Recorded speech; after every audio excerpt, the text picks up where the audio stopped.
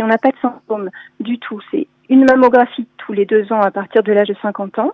Quand on a des antécédents familiaux, ça va être un dépistage à partir de 30 ans. Israël, comment ça marche ? Vous allez adorer comprendre Israël. Octobre rose, le mois consacré à la lutte contre le cancer du sein, un mois tout dédié à la prévention pour éviter aux femmes, aux nombreuses femmes, d'être atteintes par cette maladie grâce au dépistage. Pour en parler, nous avons le plaisir d'accueillir ce matin notre amie Johanna Afriat. Elle est journaliste et elle a été malheureusement victime d'un cancer du sein. Elle a tenu à témoigner pour alerter et pour éviter que d'autres femmes ne connaissent la même destinée, la même maladie qu'elle. Bonjour Johanna. Bonjour. Alors, ravie de t'accueillir aujourd'hui. Pourquoi est-ce que tu as tenu à témoigner aujourd'hui ? Je sais que c'était important pour toi, mais est-ce que tu peux rentrer dans les détails pour nous expliquer qu'est-ce que ça représente pour toi ? Oui, donc ça me tenait particulièrement à cœur de participer à cette campagne, pour dire qu'il y a encore 50 décès par mois du cancer du sein chaque mois en Israël, 12 000 décès par an en France. Et ce sont évidemment, comme tous les décès, des décès de trop, mais d'autant plus quand on sait que la plupart de ces morts auraient pu être évitées à condition d'un dépistage précoce et d'une prise en charge adaptée. Aujourd'hui, on peut ne plus mourir du cancer du sein quand on est dépisté à temps ? C'est ça, il faut le dire et le redire. Il n'y a plus de raison médicalement parlant, en considérant les progrès scientifiques, de mourir aujourd'hui d'un cancer du sein, pourvu, comme je viens de vous le dire, que ce soit pris à temps. Ok, alors regarde, tu vas juste couper le son de ton ordinateur. Excuse-moi, c'est un peu désagréable, mais coupe le son de ton ordinateur et on va poursuivre l'interview. Ok.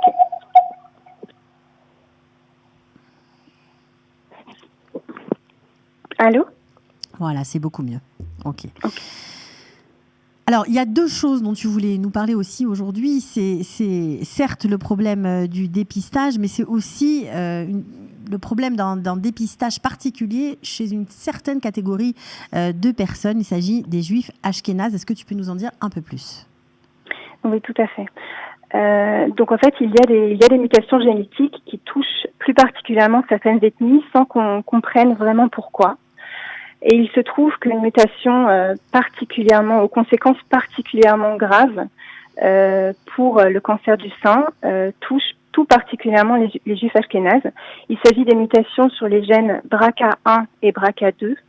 Donc j'imagine qu'il y a beaucoup de gens qui en ont entendu parler puisque ce sont les mutations dont Angelina Jolie est atteinte et qu'elle avait révélé il y a quelques années qu'en raison de ces mutations dont elle est porteuse, elle avait souhaité subir une ablation des 2 seins, une double mastectomie. Donc cette mutation, elle est très problématique puisque quand on en est porteur, on a 87% de probabilité d'avoir un cancer du sein et 50% d'avoir un cancer des ovaires. Donc voilà, et cette mutation génétique, elle touche une personne sur 400 dans le monde. Et dans la communauté ashkénaze, elle touche une personne sur 40. Quand je dis une personne sur 40, c'est hommes et femmes confondus, parce qu'on l'oublie souvent, mais le cancer du sein peut aussi toucher les hommes, même s'il touche très peu d'hommes. Les hommes, c'est quand même 1% des cancers du sein dans le monde. Alors, certes, ça c'est une partie des atteintes, on va dire, de cette population ashkénaze, mais il y a d'autres mutations génétiques qui peuvent avoir lieu. Et là aussi, peut-être que la population, en tout cas en Israël, n'est pas assez avertie. Est-ce que tu peux nous en dire quelques mots ? Alors, il y a d'autres mutations génétiques qui peuvent induire un risque accru de cancer du sein. Donc, moi-même, je suis porteuse d'une mutation génétique sur un gène qui s'appelle le gène TCK2. Donc, c'est une mutation génétique qui est moins courante que celle sur les gènes BRCA1 et BRCA2 dont je viens de vous parler, mais qui donne quand même une probabilité d'avoir un cancer du sein qui se situe entre 25 et 50%.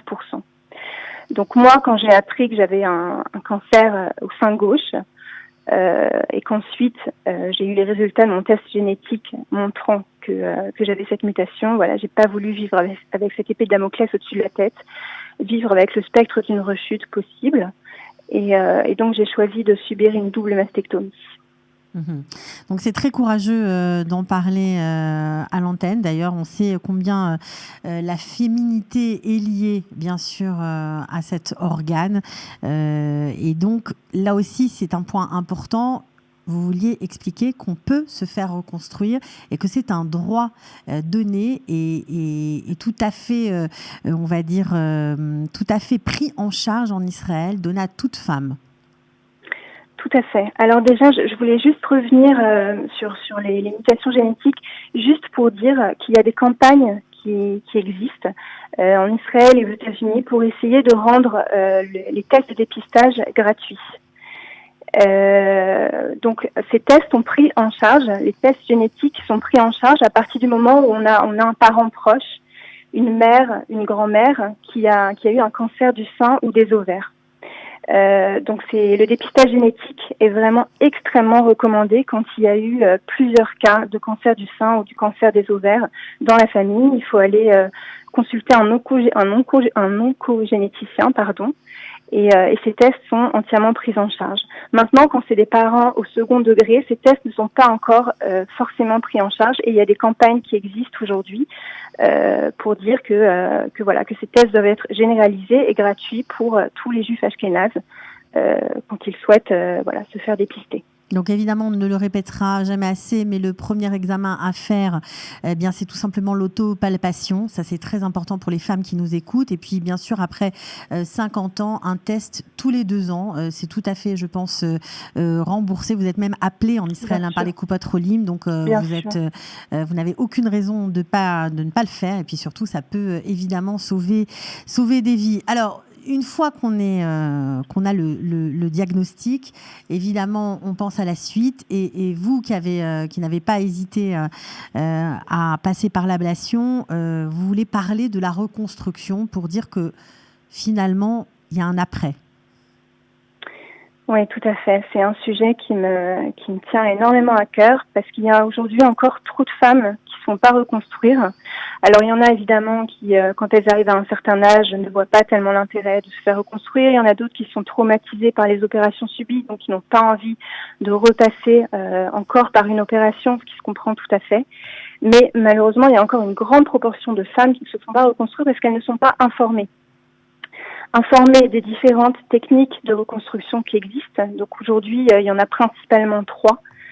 Ce sont des techniques qui sont adaptées vraiment aux desiderata des femmes, aussi en fonction à leur morphologie. Enfin, vraiment, chaque femme peut trouver la technique qui lui est adaptée.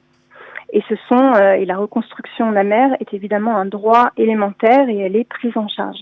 Donc, il faut vraiment le savoir. Alors, c'est important de le savoir. On peut bien sûr discuter avec son chirurgien, avec son médecin, des formes de reconstruction. Il ne faut pas en avoir honte. Il faut vraiment aborder ces sujets. Alors, vous parliez de différentes techniques. Est-ce qu'on peut les aborder ici ? Oui, bien sûr. Donc, comme je vous le disais, il y en a à peu près 3 grandes techniques. Donc, il y a une technique qui implique de prendre un muscle du dos, avec la peau évidemment, et d'aller le replacer pour reformer un sein. Une autre technique qui consiste en gros en une abdominoplastie, c'est-à-dire qu'on va prendre la peau et la graisse du ventre pour aller là aussi reconstruire un sein, 1 ou 2 seins le cas échéant. Et il y a une troisième technique qui est la plus répandue, ce sont les prothèses mammaires. Et c'est celle pour laquelle j'ai opté. Quelle est la différence en fait entre une prothèse mammaire et les 2 autres techniques ? Est-ce que la prothèse a un rendu moins naturel ou finalement pas tant ? C'est quoi l'avantage ? Alors la prothèse a un rendu moins naturel, peut-être pas en apparence. En apparence, ça se voit pas. La différence se voit pas, mais ça va être au toucher. C'est-à-dire qu'une mastectomie, qu'est-ce que c'est ? Ça veut dire qu'on va vraiment vider le sein de toute sa graisse. Donc il n'y a plus de graisse, et la graisse c'est ce qui forme la plupart du sein. Donc il n'y a que le muscle et la prothèse. Donc effectivement au toucher ça va pas être le même rendu. En revanche, quand on a recours aux 2 autres techniques, il y a toute la graisse qui vient avec. Donc c'est c'est un rendu qui est plus naturel. Maintenant, évidemment, les suites opératoires sont beaucoup plus lourdes, beaucoup plus douloureuses aussi, et donc c'est ce que je voulais m'éviter personnellement. Bien sûr, alors après, chacun, bien sûr, en fonction de ses besoins et de ses attentes, de ses possibilités, évidemment. Alors, cette opération existe en France depuis 26 ans, en Israël aussi depuis plusieurs années. On se rappelle les murailles de Jérusalem qui étaient toutes roses. On verra cette année s'il y aura également quelque chose pour faire un geste et pour dire que la ville de Jérusalem ou d'autres villes en Israël participent à Octobre Rose. Donc, ça dure jusqu'à la fin du mois. L'idée, c'est de faire des dons pour que la recherche progresse. Est-ce que vous savez s'il y a de nouvelles avancées en matière de recherche ? En tout cas, en matière de dépistage, effectivement, les techniques ne cessent de progresser. Et puis ensuite, en ce qui concerne la prise en charge, que ce soit la prise en charge opératoire ou bien tout ce qui est chimiothérapie, voilà, on va chercher à adapter les protocoles de plus en plus à chaque femme et de façon à les alléger et à ce que ce soit vraiment ciblé. Parce que comme vous le savez, un protocole de chimiothérapie, c'est extrêmement lourd et on tue les cellules cancéreuses, mais on tue aussi des cellules saines. Donc, on essaie de plus en plus, et la recherche va dans ce sens, de cibler au maximum les traitements de radiothérapie. Je voudrais insister, vous avez parlé de l'autopalpation. Donc, ça aussi, c'est quelque chose sur laquelle je voudrais insister. Parce que dans le dépistage, comme vous l'avez dit, donc c'est une mammographie. Si on n'a pas de symptômes du tout, c'est une mammographie tous les 2 ans à partir de l'âge de 50 ans. Quand on a des antécédents familiaux, ça va être un dépistage à partir de 30 ans. Et sinon, ça va être des palpations cliniques des seins une fois par an chez le gynécologue. Maintenant, pour moi, c'est pas suffisant. Je veux vraiment insister sur l'autopalpation. C'est simplement ce qui m'a sauvé la vie. C'est-à-dire qu'au mois de juillet l'année dernière, je lisais un article sur différentes personnalités atteintes d'un cancer du sein. Et en bas de l'article, il y avait un lien vers un tutoriel montrant comment s'autopalper les seins. Et bien que ma mère ait eu un cancer du sein, qui ait eu plusieurs d'autres cas de cancer dans la famille, j'étais comme la plupart des personnes. Je me disais que ça me concernait pas, que le cancer, ça arrivait qu'aux autres. En plus, statistiquement, j'avais beaucoup de choses pour moi, c'est-à-dire que je ne fumais pas, je ne buvais pas, j'avais eu mes 5 enfants avant 30 ans, je les avais tous allaités.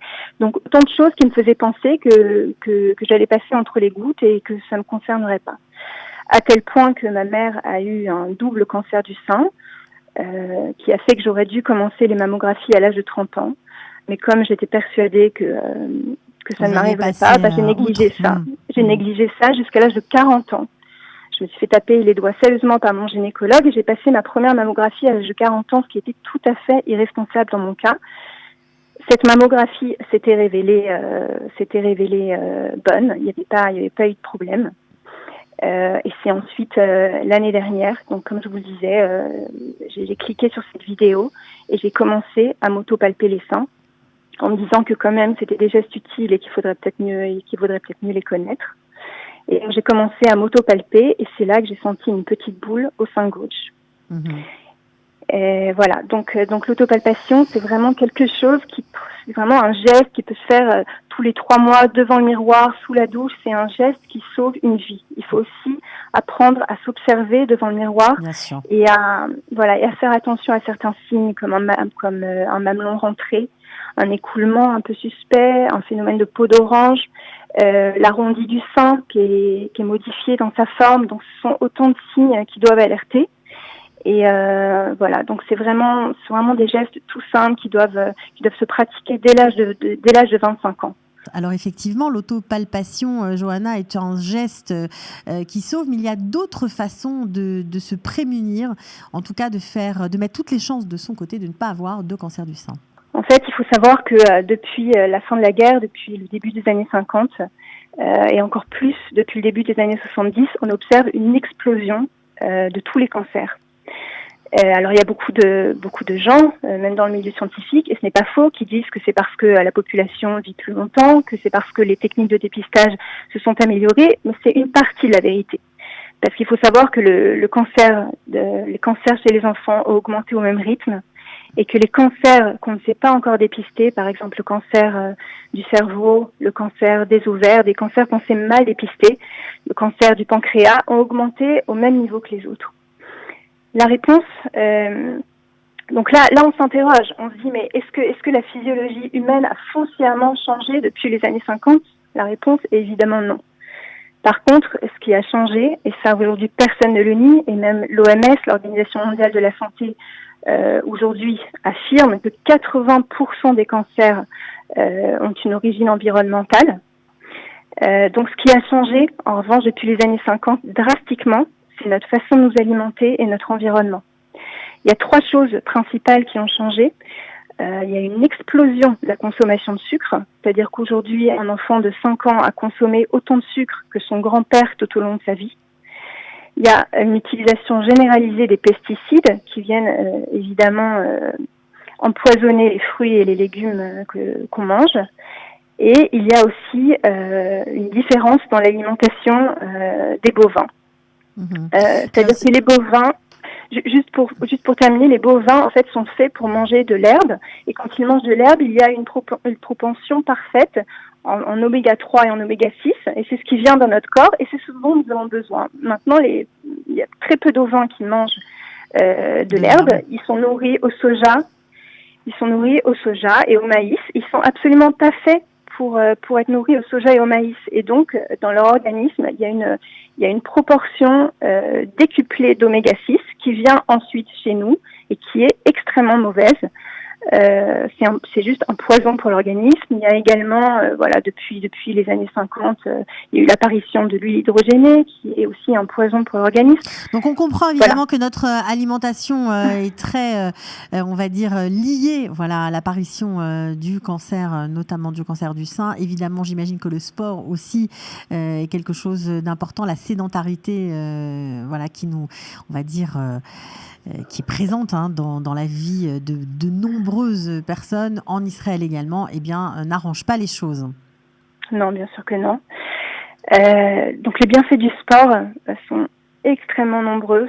Chaque mois, il y a une nouvelle étude qui paraît pour dire que le sport rallonge l'espérance de vie, pour dire que le sport rend plus heureux.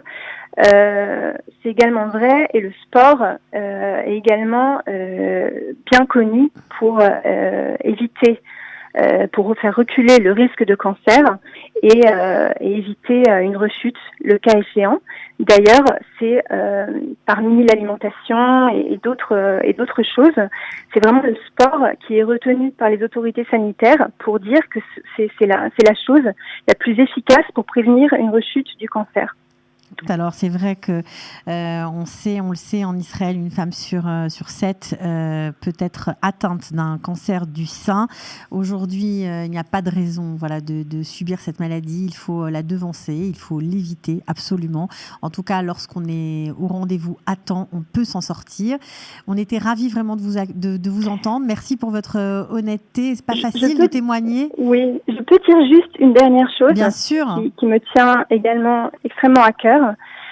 C'est que quand j'ai senti cette petite boule et que je me suis rendue chez mon gynécologue, donc il m'a palpé et il m'a dit qu'il était certain que c'était un kyste bénin, pour preuve la mobilité de la tumeur sous les doigts.